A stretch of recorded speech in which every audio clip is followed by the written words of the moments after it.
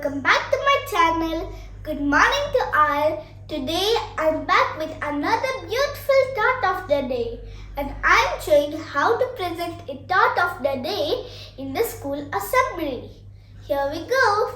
Good morning, respected teachers and my dear friends. Today I'm here to present a beautiful thought of the day. Today's thought is, if I am impatient to experience the results of my efforts, it is like trying to eat unripe fruits. I repeat my thought. If I am impatient to experience the results of my efforts, it is like trying to eat unripe fruits. This thought means we all should have a patience to see the results after the work is done.